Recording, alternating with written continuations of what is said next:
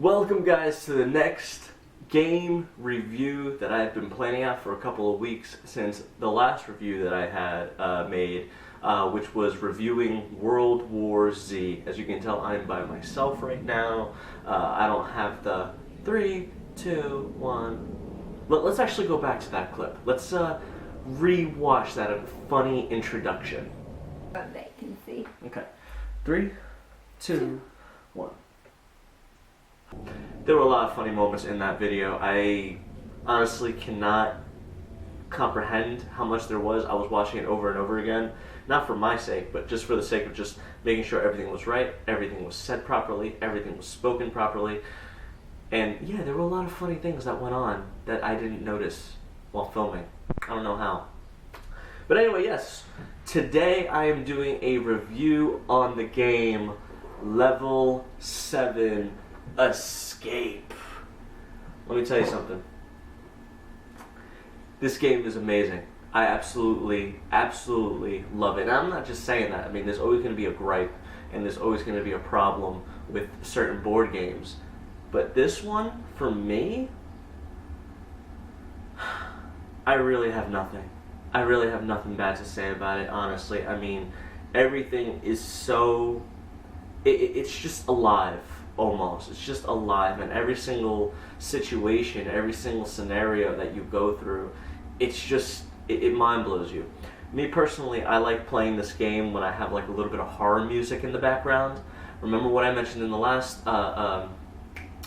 review was that you need to have imagination when you play these games. You need to have imagination when you dive into it, because it's just not about you.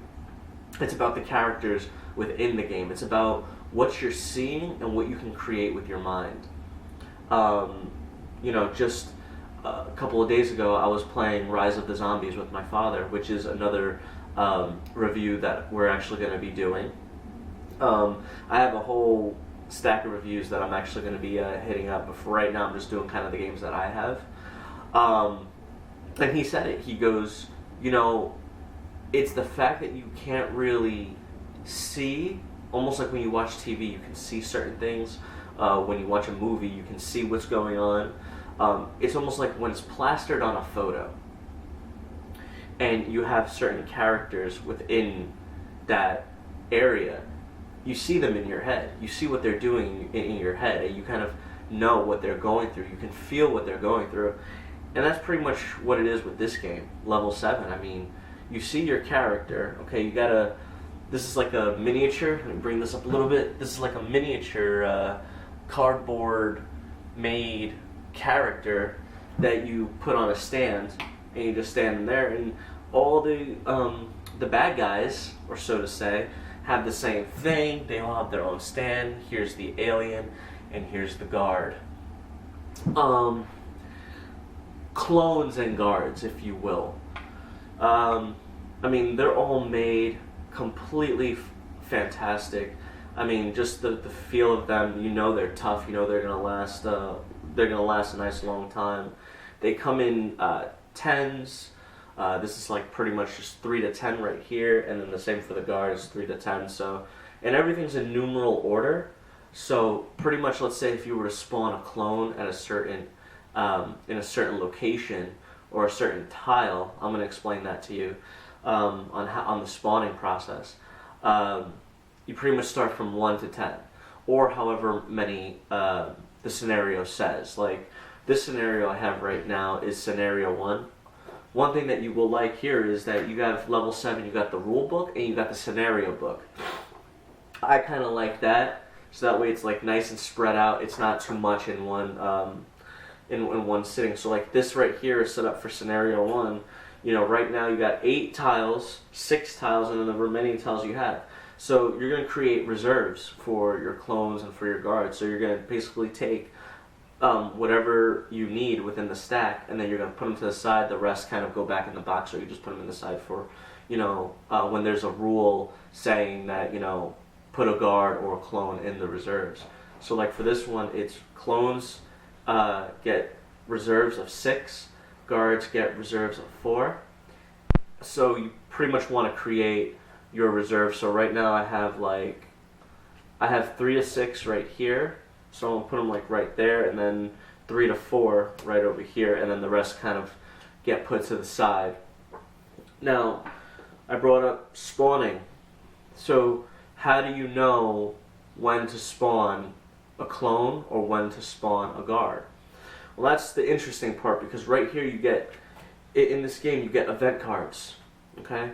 And pretty much event cards happen when you land on a certain tile. So, for example, I have the alien over here on this tile. The reason why this tile is because here, if you could see that, I'm sure you can, you have that eyeball.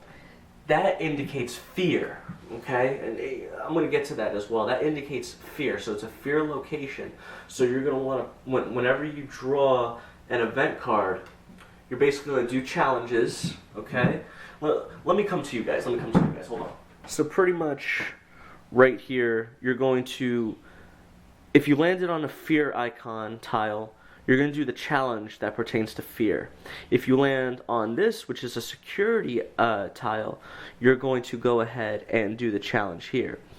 This is a facility icon challenge, so if, let's say the tile has this facility icon, then you're going to do the challenge here.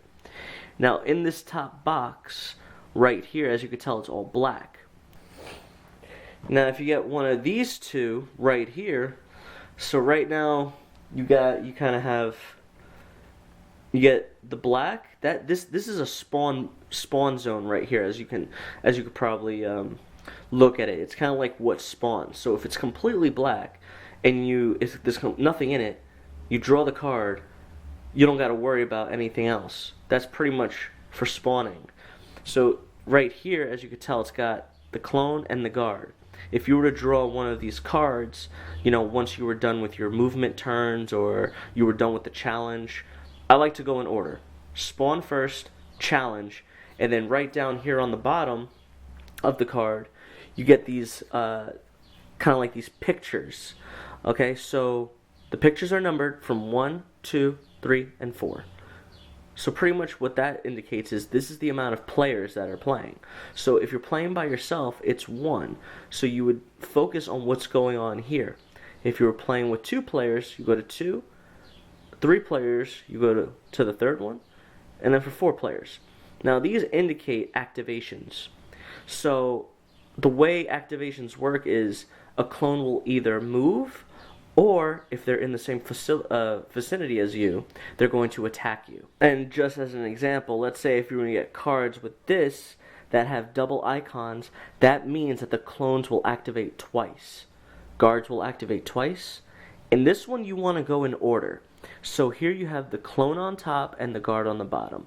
So that means that the clone is going to activate first, and the guard will activate right after the clone. So right here is the clone and the guard. I was explaining to you about attacks and, you know, sometimes they move. So if they get 1 activation, they'll move 1. If they get 2 activation, they'll move 2. If you happen to be in a tile adjacent to the other tile, and they're in the tile adjacent to that tile, so there's an alien, empty tile you. So if they get 2 activations, it'll be 1, 2. They don't hit you, they don't touch you, so you're fine. But let's say if they were in that adjacent tile, they moved 1, and then their second action would obviously be to attack you. Now the way the attack works is you have these numbers right here. And that's the kind of like the die, the die that you're going to be rolling for them. So they have a 3 attack die, and they have 3 toughness. Pretty much, when you attack them, if you get 3 to 5, you knock them out. If you were to get 6... then you've killed them, so you kind of take them out of their element there. So this game is based off of fear. So let's say if you were to get attacked by an alien, attacked by a guard, or even if you initiate the attack, you get your character sheet right here. Kind of indicates your fear levels. I should have discussed a little bit more on this. So with this is your character sheet. You got your stats, you got 2 intelligence, basically the person with the brain. The fist is pretty much strength. This is movements. And that's your toughness right there. You get a toughness of 1, so you better be careful when you're moving around out there. Think smart. So pretty much the numbers here on the intelligence, toughness, and speed, that's what that means. Speed is also movement. So let's say if you land on a tile with no fear, security, or facility challenges, or any of those icons on there, you get to move a second time, which is perfect because it kind of helps you kind of run away from the threat. Here's the fear levels. You're always going to start at the fear level of 3 for scenario 1. That's just scenario 1 I'm speaking on. I don't know if any other scenarios you have to start at certain points, but whenever you get attacked, you go up 1. Even on the challenges, sometimes they'll force you to gain fear or lose fear any time, which is really, really good. Here's your vitality. Pretty much with the vitality, this counts for how many cards you're holding in your hand. I'll get to you on that one. Pretty much this game has adrenaline cards. I'll tell you those real soon. So yeah, your fear can go up, or you can even control your fear with the adrenaline cards, and again, I'll show you that. Now, let's say if you were to successfully knock down or kill a guard, what happens is you get these tokens right here. These are threat tokens.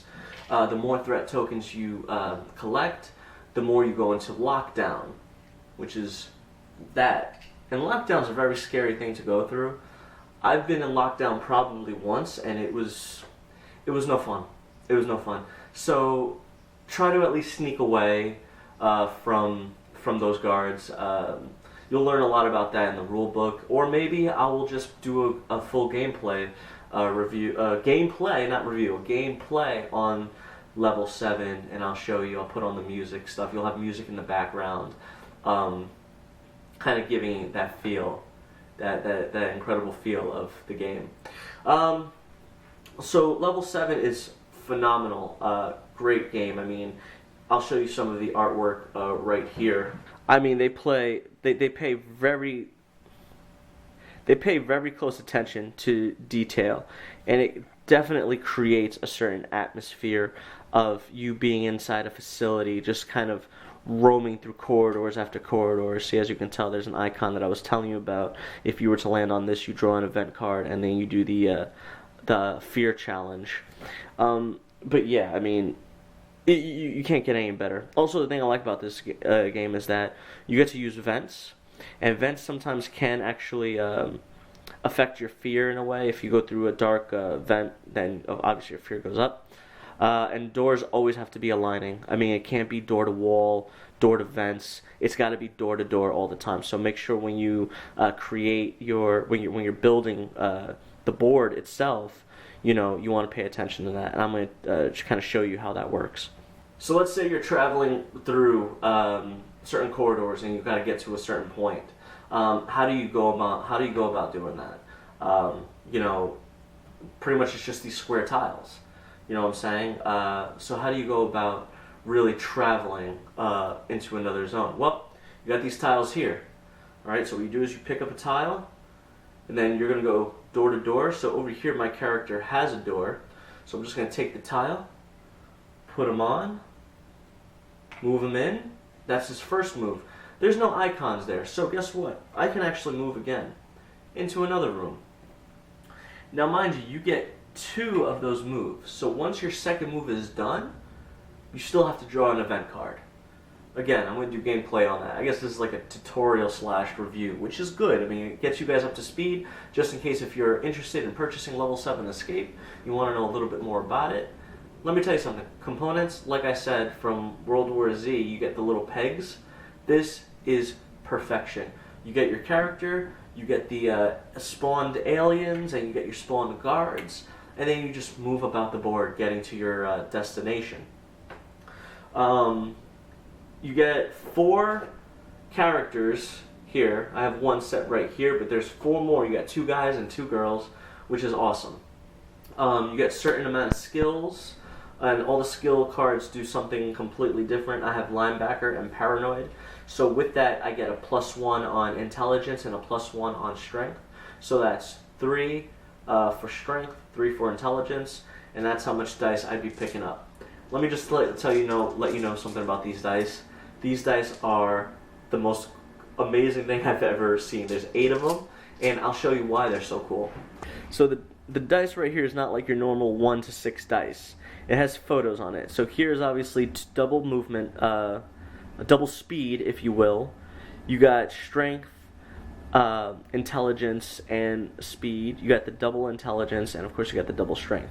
I'm going to show you how this works in future gameplays, which is really, really cool. So let's say if you want to roll for an intelligence or whatnot, they'll give you how many intelligence you need. Sometimes you'll need 3. So in order to do that, you know, you got to have the certain amount of dice that goes to your chart. So like I just said, I have paranoid. Let's say they say you need 3 intelligence. So obviously I'm going to take my die, roll 3 because I have 3 intelligence on my card, roll them. I'll show you what they are. So right now that was on the top. So obviously I passed that challenge. Let's say if something was to happen where you'd fail, you know, 3 or more or 4 or more, then there's consequence to that. So again, I suggest getting this game. I suggest purchasing it, giving it a shot, giving it a chance. I'm actually, the way I kind of learn, I'm a very slow reader, so when I read the rule book, I get easily confused.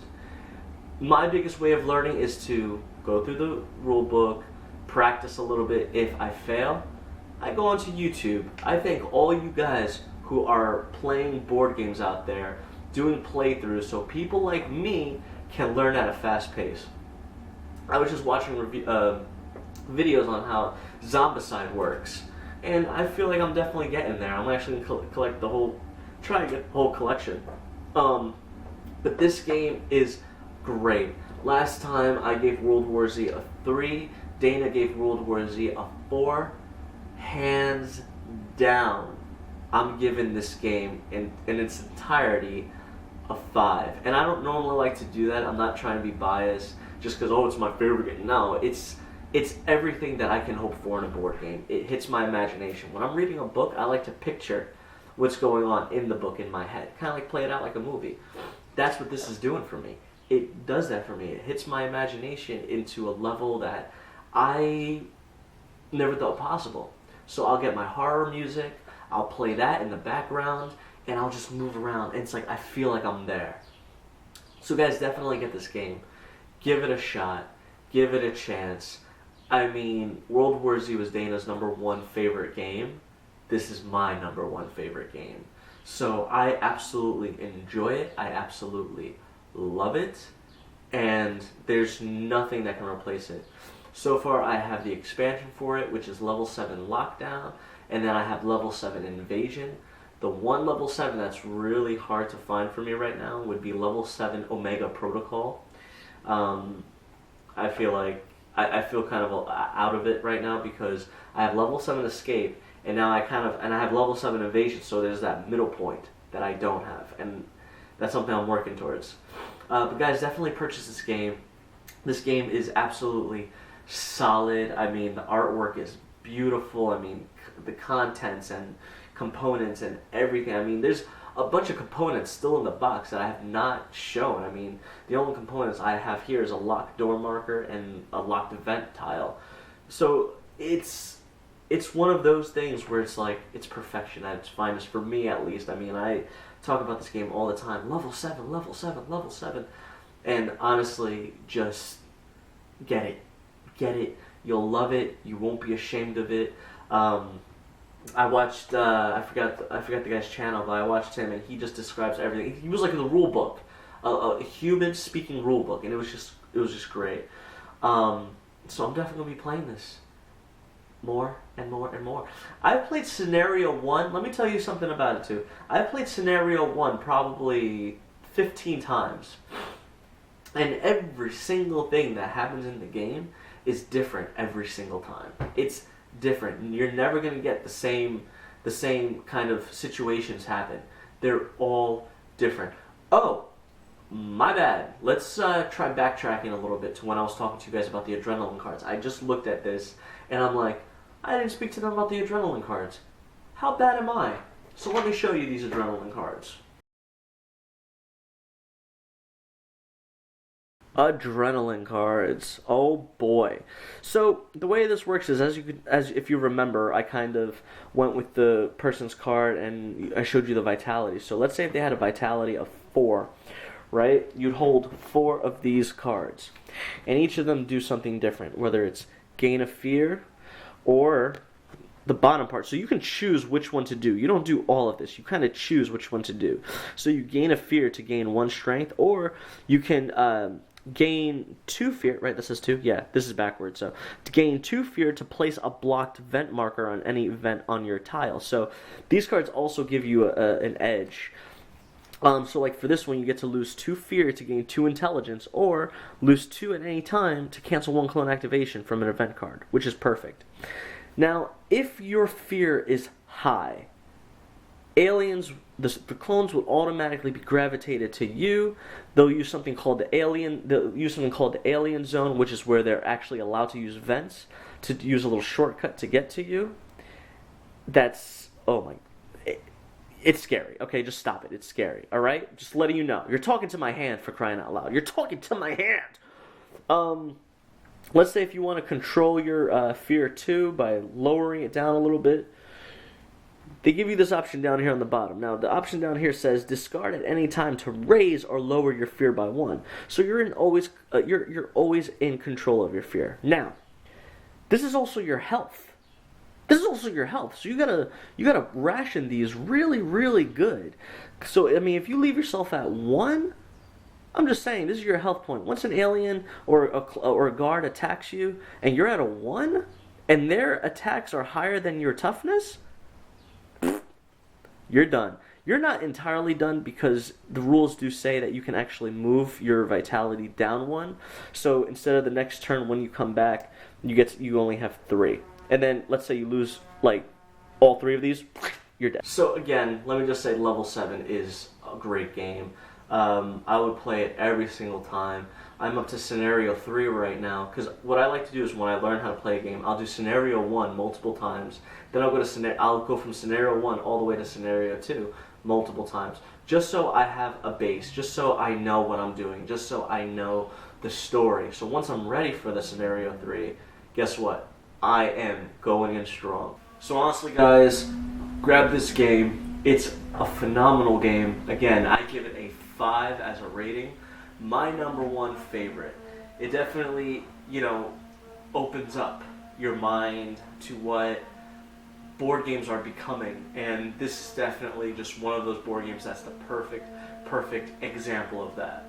Hope you guys enjoyed this video. I hope some of the tips and some of the tutorial was actually helpful. I'm going to be doing a full-on gameplay of this soon. Not saying anytime, because I have a bunch of other film projects that I'm working on. I'm big into film, so this is stuff that I like to do on the side a little bit, but other than that, when I'm not uploading videos, I'm actually working on something. Alright, so guys, you have a great day. Have an awesome day. It's finally getting beautiful out there. Temperatures are finally rising. We have left winter. We are in spring. Moving on up to the summer. Alright guys, have a good one, and I'll see you soon.